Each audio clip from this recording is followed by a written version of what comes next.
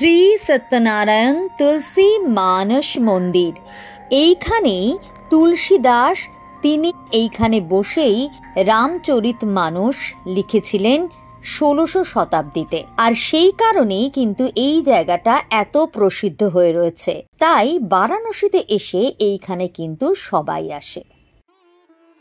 এই মন্দিরটি বারাণসীর ৮০ ঘাটের কাছাকাছি অবস্থিত। তুলসীদাস কাশীতে দীর্ঘকাল বসবাস করেছিলেন। এইখানেই তিনি তার অমর কাব্য রামচরিত মানস রচনা করেন। কথিত আছে এইখানে ভগবান শ্রীরাম তার দর্শন দিয়েছিলেন তুলসীদাসকে। মন্দিরটি মূলত শ্রীরামের উদ্দেশ্যে নিবেদিত, তবে এর প্রতিটি কোণে তুলসীদাসের স্মৃতি অম্লান রয়েছে।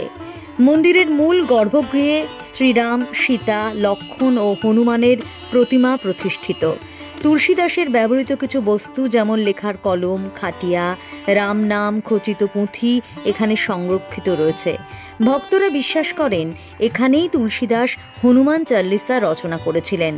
মন্দির সংলগ্ন স্থানটি আজও তুলসী ঘাট নামে পরিচিত, যেখানে প্রতিদিন সন্ধ্যায় গঙ্গারতি হয়। প্রতি বছর তুলসীদাসের জন্মজয়ন্তী শ্রাবণ মাসে এখানে বিশেষ উৎসব পালিত হয়।